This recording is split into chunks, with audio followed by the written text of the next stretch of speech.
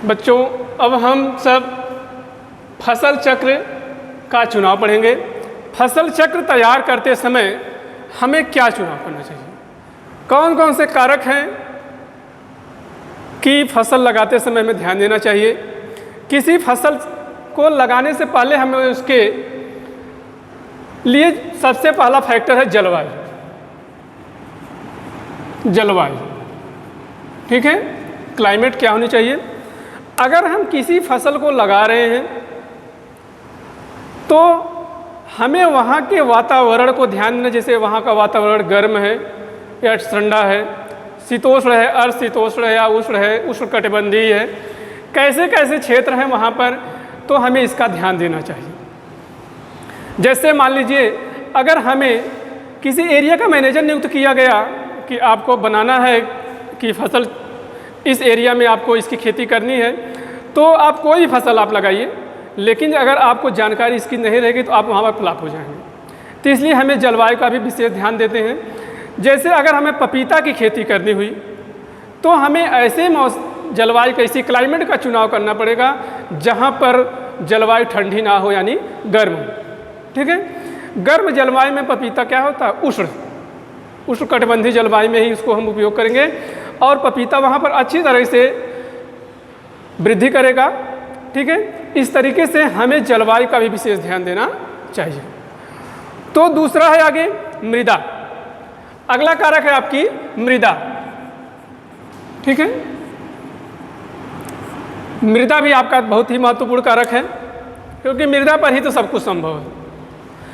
अगर हमें फसल लेनी है तो फसल के पहले उसको मिट्टी की जांच भी हमें कर लेनी है, कहीं मिट्टी के नीचे कड़ी परत तो नहीं है जिससे जड़ों का विकास अवरुद्ध हो जाता हो। साथ साथ मिट्टी का पीएच कितना है, अगर पीएच कम है, माने पीएच मान, पीएच वैल्यू कम है, तो कम पीएच वैल्यू वाली ही फसल हम उसमें लेंगे। अधिक पीएच है तो अधिक पीएच वाली वैल्यू की फसल लेंगे हम, ताकि वे उसके प्रति सहनशील हों। या नहीं कि उसके हम कोई फसल ले लिए ऐसी कि जो पीएच को सहन नहीं कर सकती है, उस मिट्टी में अधिक पीएच मान है, तो वहाँ की आपकी जो फसल है वह तुरंत बर्बाद हो जाएगी। ठीक है, इस तरीके से इन सब कारकों को ध्यान में रखते हुए हम क्या करते हैं, मृदा का भी ध्यान रखते हैं। अगला है प्रबंध सुविधाएं। प्रबंध सुविधाएं,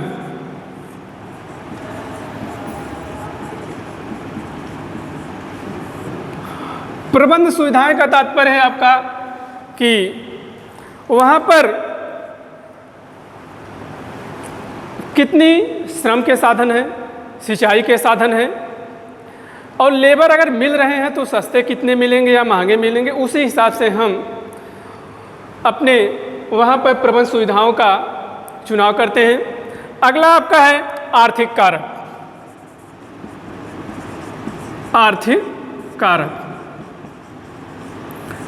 आर्थिक कारक का तात्पर्य है कि अगर हम फसल चक्र का चुनाव कर रहे हैं तो जैसे अगर हम किसी शहर के किनारे सब्जी की फसल लगाते हैं तो वहाँ पर सब्जी जो होगी ज़्यादा से ज़्यादा मात्रा में बिकेगी।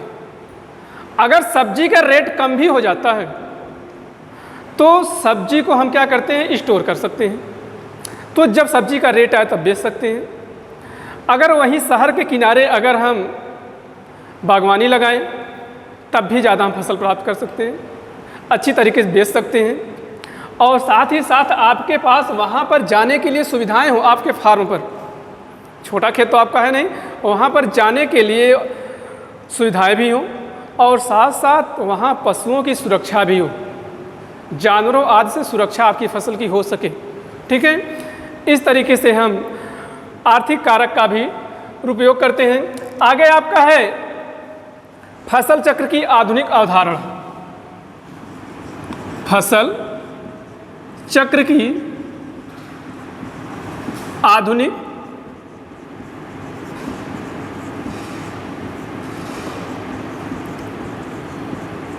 अवधारणा। ठीक है, फसल चक्र की आधुनिक अवधारणा का तात्पर्य है कि पहले फसल चक्र क्या होता था, आज फसल चक्र क्या है। ठीक है, तो यहाँ पर हम आपको लिख देते हैं आधुनिक अवधारणा में कि जो पहले फसल होती थी, लोग क्या करते थे, खेतों को परती छोड़ते थे। परती छोड़ने का तात्पर्य होता था कि जो वायुमंडल से नाइट्रोजन इकट्ठा हो जाता था खेतों में, उसको बार बार जुताई करते थे। लेकिन आज बढ़ती हुई जनसंख्या को देख करके खेतों को परती छोड़ना संभव नहीं रह गया है। इस तरीके से हम क्या करते हैं, मृदा में कार्बनिक पदार्थों की पूर्ति के लिए हरी खाद को उगाते हैं, हरी खाद के लिए नई नई फसलें उगाते हैं, और ही साथ साथ उसमें दलहनी फसलों का भी हम समावेश करते हैं। तो इससे हमारी मृदा की संरचना भी सुधर जाती है और साथ ही साथ हमको खेत को परती छोड़ने की भी नौबत नहीं आती है, और हम खेत को परती ना छोड़ करके अधिक उपज को हम प्राप्त कर लेते हैं। बच्चों, आज आपको हम एक फसल चक्र का जो वर्ष होता है उन वर्षों के बारे में एक थोड़ा सा हम बताएंगे आपको, कि आपको थोड़ा सा दिक्कत हो जाती है कि फसल चक्र के वर्ष कैसे ज्ञात किया जाए। ठीक है, तो हम एक फसल चक्र के वर्ष लेते हैं। हरी खाद, इसमें हम आपको बता दे रहे हैं, जैसे हरी खाद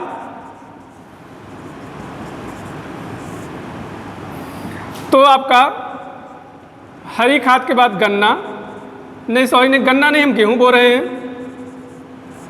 और फिर गन्ना, पेड़ी, फिर गेहूं। अगर आपको पूछा जाए अब फसल चक्र के हमको वर्ष हम कैसे निकालेंगे, ठीक है, कि ये कितने वर्ष की फसल है, जैसे आपको क्वेश्चन बताया गया पहले वाले पार्ट में। तो अब हम इसको हरी खाद हम कब बो रहे हैं, हमें ध्यान देंगे। हरी खाद को हम अप्रैल माह में बोते हैं। ठीक है, अप्रैल माह में बोने के बाद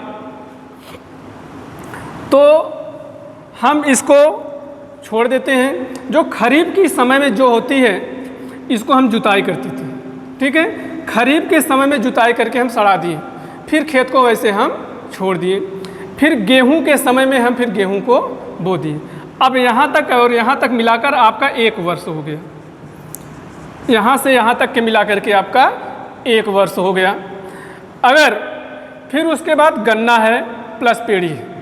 ठीक है, गन्ना तो सीधे आपका एक वर्ष का फसल हो गया,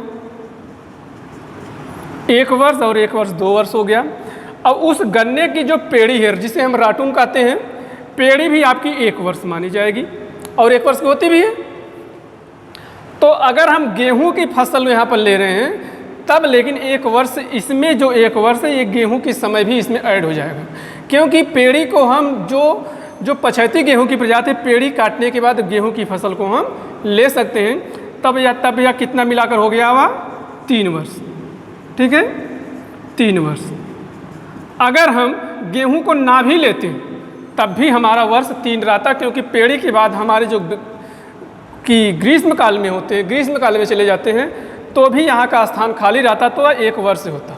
ठीक है, तो इतना आपको अब बता दिया गया। अगर आपको कोई दिक्कत होगी तो आप व्यक्तिगत नंबर पर आप पूछ भी सकते हैं। ठीक है बच्चों।